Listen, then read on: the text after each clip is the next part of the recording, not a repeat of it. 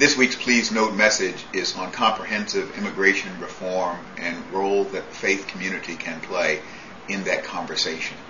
The Please Note is in two parts. Part 1 is 7 minutes. Part 2 is 10. It's a conversation with Chris Liu-Beers, who is Program Associate with the North Carolina Council of Churches. Hello, I'm with Chris Liu-Beers, who is a Program Associate with the North Carolina Council of Churches. One of Chris's areas of responsibility concerns immigration and immigration reform for the Council. Chris, thank you for being with us. Thank you so much for having me. The recent legislation passed by the Arizona legislature has raised the issue and question of immigration reform again to the forefront, I think, of the national consciousness.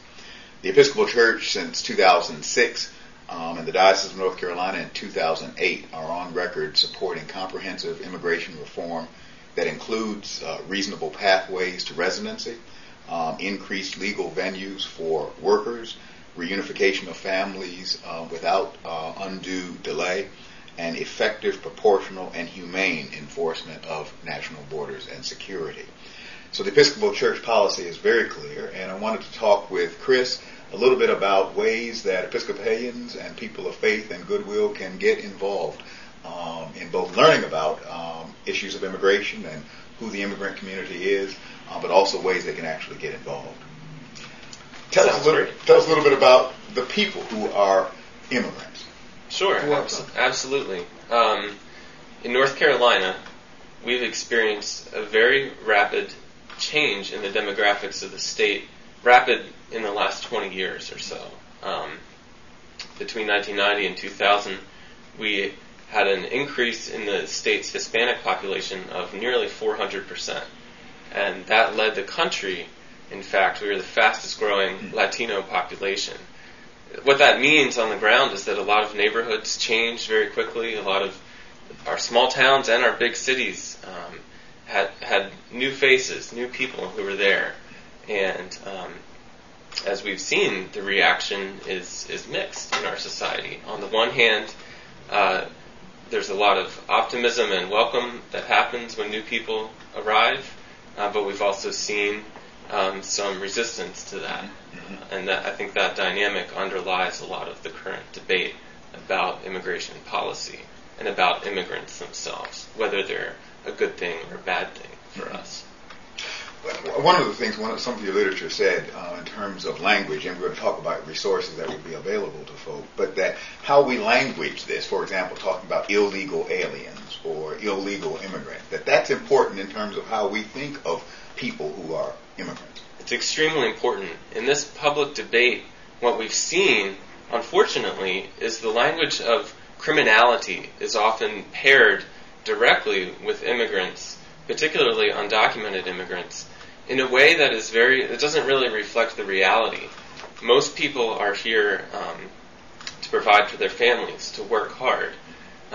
These are not criminals, by and large.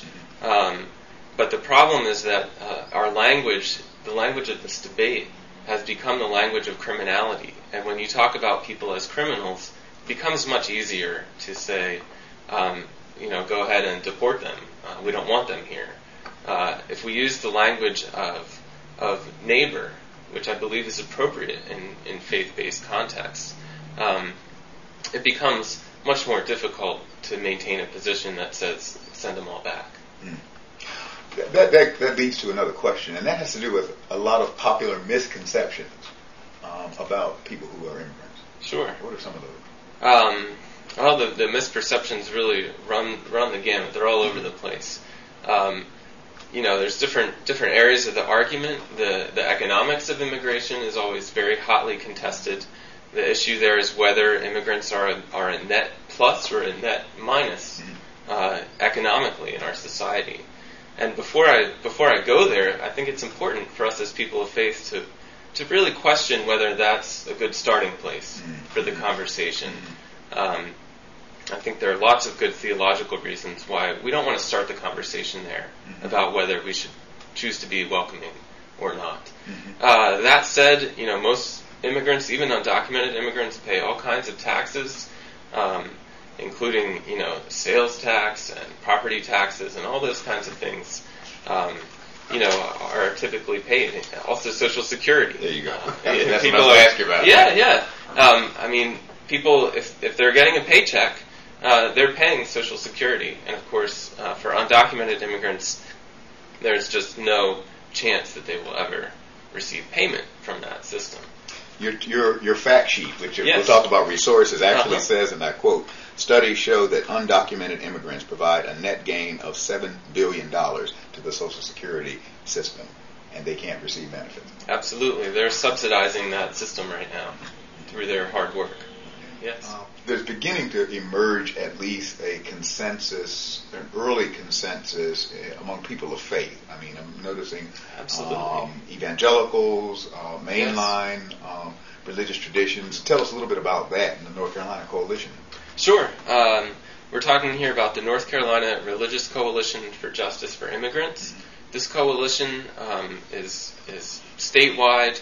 We're based around one simple statement that says, in essence, our faith calls us toward hospitality as opposed to hostility towards our neighbors, whoever they are. And it's basically that simple.